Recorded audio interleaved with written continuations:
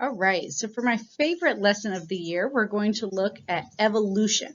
Now, evolution is literally just means change. That's all that evolution means. Change over time specifically. So, when you say, oh, my, ideas have evolved about this, that's the same thing as biological evolution. Biological evolution, though, takes place over billions of years. Now we're going to start with the father of evolution. This is going to be Charles Darwin, and I'm sure you've heard of him before. He wrote a book called Origin of Species. He sailed a ship, or sailed the world on a ship called the Beagle. He was actually hired on as a naturalist. So he had completed his school actually to be a minister. And before he settled down and got married and did all of that, he said, you know what, I want to travel.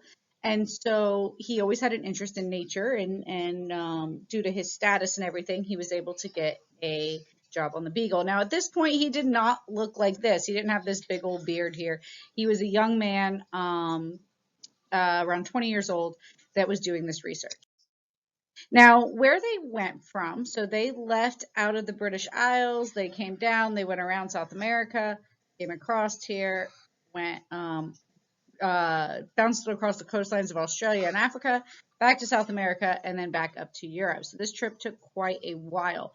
But they hit a lot of the Pacific Islands, such as the Galapagos, which we'll talk about here in a second, as well as some very diverse places like Australia here, the southern tip of Africa, and along the coast of South America, which is extremely biodiverse.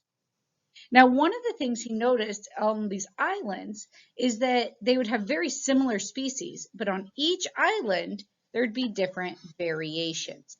So for instance, the tortoises that lived on the Galapagos Islands with tall plants had long necks and legs, and the tortoises that lived in areas with short plants had short necks and legs. Same thing with the finches. Finches are a type of bird, and the ones that lived in where there was hard-shelled nuts have very strong beaks, whereas the ones that lived in areas where they could pick seeds right out of the flowers, they had smaller and more delicate beaks. Now, here's your example of some of your Galapagos tortoises. If you've been to Zoo Miami, they love them there as well. And here's some example of the finches, so we can really look at your beak variation there. Now, an adaptation, for those of you who are zoned out, please zone back in. An adaptation is a feature that allows an organism to better survive in its environment. Species are able to adapt to their environments, not the individual. So if all of a sudden it became beneficial to be able to fly, does not mean that me or you are going to grow wings. It means that humans over a long period of time might develop the ability to fly. This is over millions of years, or we might not. Adaptations can lead to genetic changes in a population, but they don't always lead to genetic changes in a population. Right? Darwin observed both fossil and geological evidence supporting that there was changes throughout ancient Earth as well. So there are extinct animals that resemble modern animals, such as the giant sloths in Madagascar that now are just represented by the tiny sloths, or more normal-sized sloths. But there were sloths, the real slow ones with the 3 toes. There were those the size of actual full-grown gorillas. Nowadays, we just have ones that are, more like the size of a dog. He also found fossil shells, as in from the ocean, high up in the mountains, showing that the Earth had changed over time geologically. And then here's some of your extinct animals representing your modern animals, in the anteater. So a strange fossil rendition there. He also saw land move from underwater to above sea level during an earthquake. So he saw that one of the ports that they were at, there was a small earthquake, and there was actually land that went from, which was once submerged, all of a sudden was now an island. We also saw this in Greece recently. Remind me to tell you that story when I get back from when I was doing archaeology. Extra credit to anyone who can remind me of that based on this video. So Darwin extended his observations to the evolution of organisms. Basically, he was like, well, if there can be shells from under the sea that are now up in the mountains, then because the land was changing, maybe the animals and the species need to change too. So his conclusion here, so he made all these observations, he collected thousands of specimens, both alive and dead, from these different islands, from the different coastlines. He studied them for decades and eventually wrote a book called The Origin of Species, in which he proposed something called natural selection. Now, natural selection is one way that evolution happens. And basically what he noted was a lot of variation in domesticated plants and animals. So domesticated plants and animals here. And he said, well, we're already doing this domestically, but we're doing it artificially. So there's natural selection and then there's artificial selection. Artificial selection is where we select traits through breeding. So on the side of your notes, again, for extra credit, on the side of your notes, write down several species that we have artificially selected for. So what species have we bred together to get different variations of, right? I'm going to give you about 20 seconds. And you're writing these in the margin of your notes. Animals that we have artificially selected for through breeding.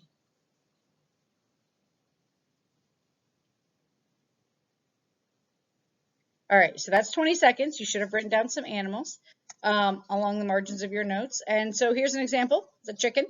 So you can see we have a regular bird here, but then we can select for different parts of the bird. Now, obviously this is a pigeon, not a chicken, but those are chickens. And so we can select for the crop to be large, the tail feathers to be large, or the neck feathers to be large. A lot of this is done for show. Some of the other animals you might have written down are livestock like pigs or cows or horses, or animals such as dogs or cats.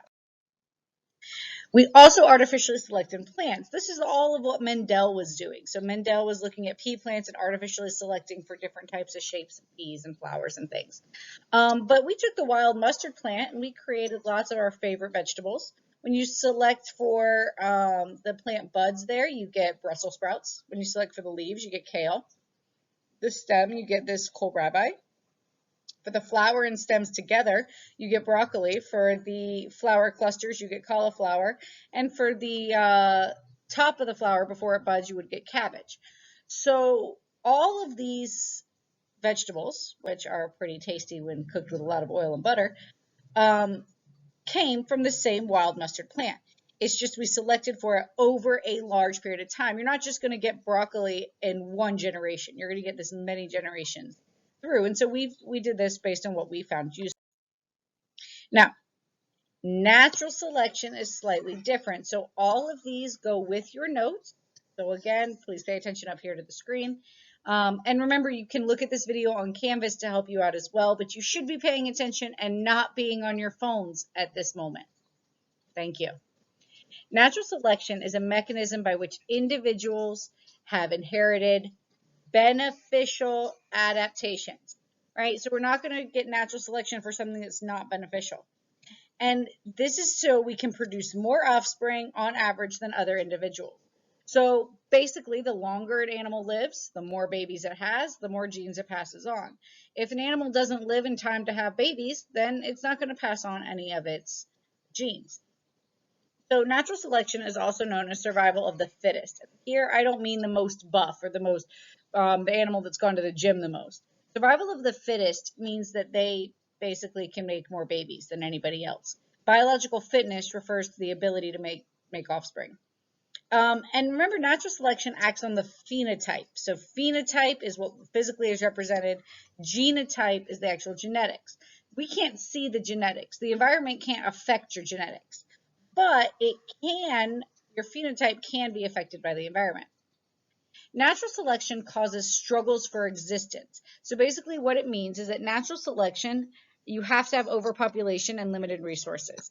So if there is enough resources and enough area for all the species to live, then you're fine. If there's no competition, there's no natural selection. But once we get competition, then only the individuals that are best suited for that environment are going to actually survive. So Darwin proposed that adaptations arose over many generations. I'm going to reiterate that. This does not happen overnight. This doesn't happen from just parent to offspring. This happens over many, many, many, many, many generations of things being passed along.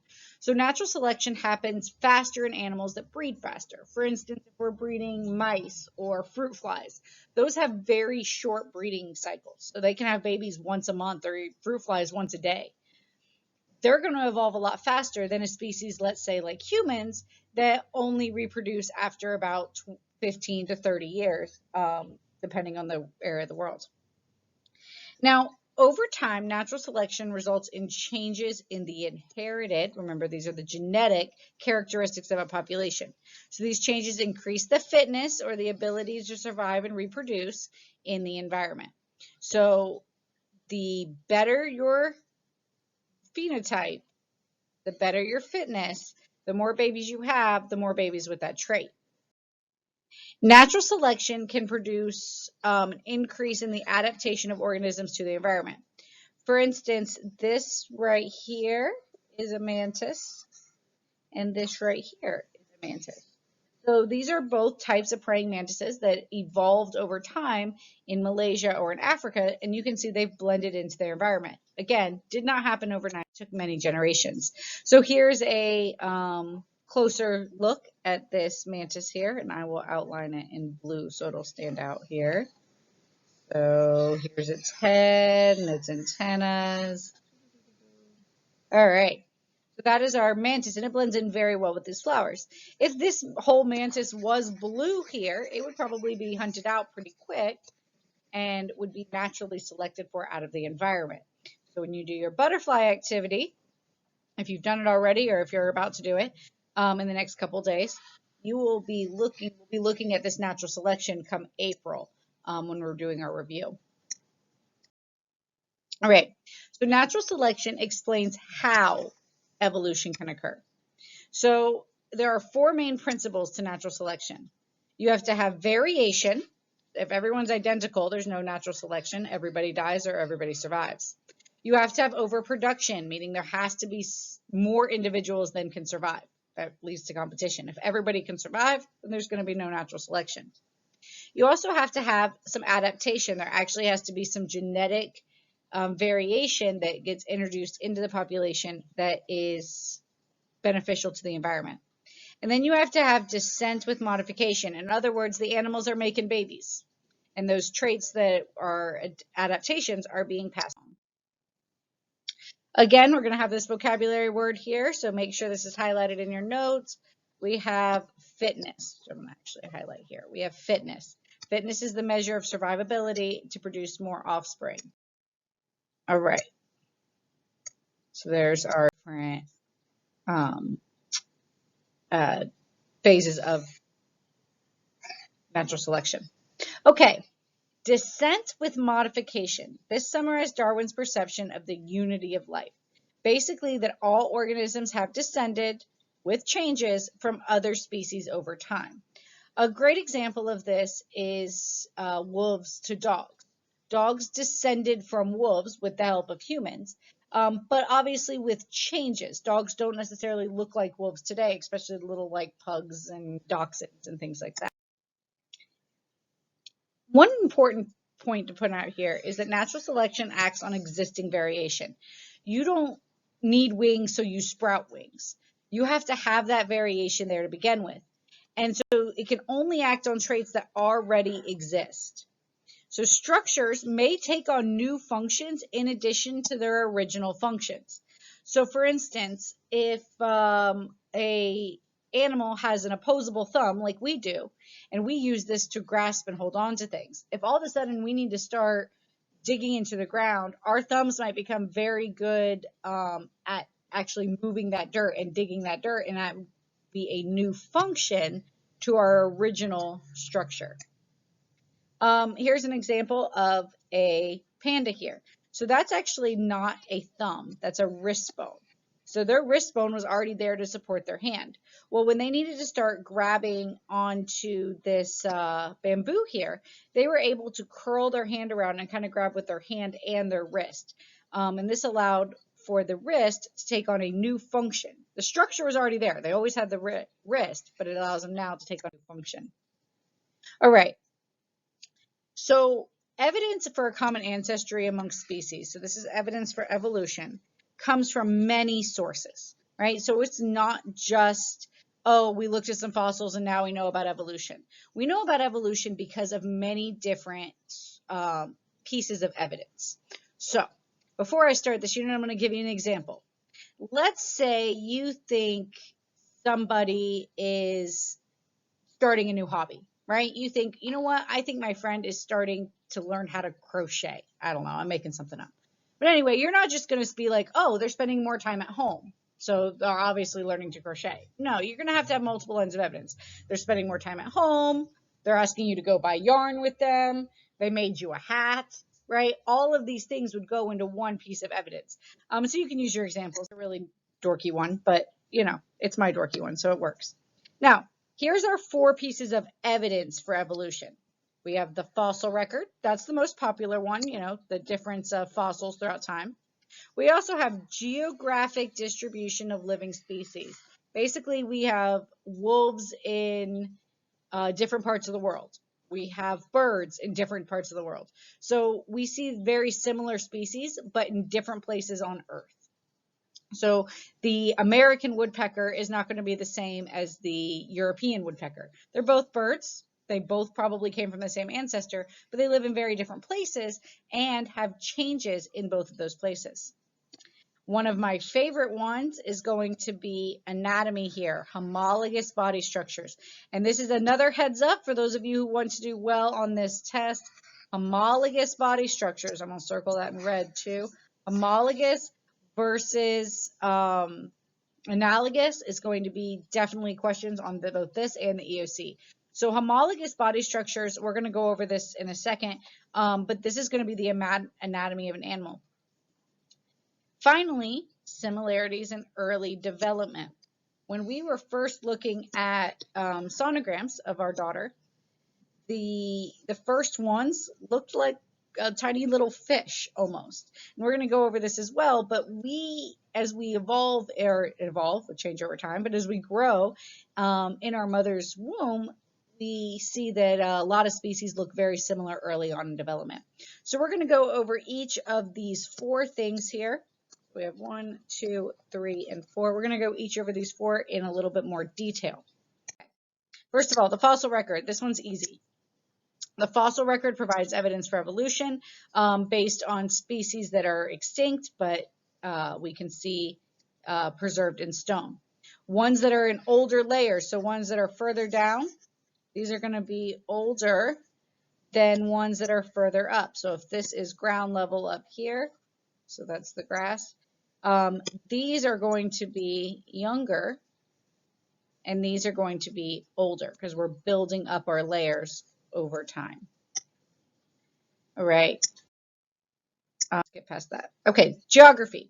So geography provides evidence for evolution. Island species most closely resemble the nearest mainland species, and populations can show variation from one island to another. We saw this in Darwin's finches.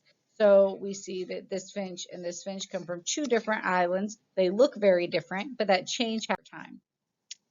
Okay, anatomy. This is that important one that you want to be highlighting and circling in your notes. Anatomy provides evidence for evolution. Homologous structures. They look the same, but they do different things, right? These are evidence of a common ancestor. For instance, both us and chimpanzees have hands that can grasp. We use those for slightly different things. So they are similar in structure, that our hands look alike, but they are different in function. That's going to be a homologous structure.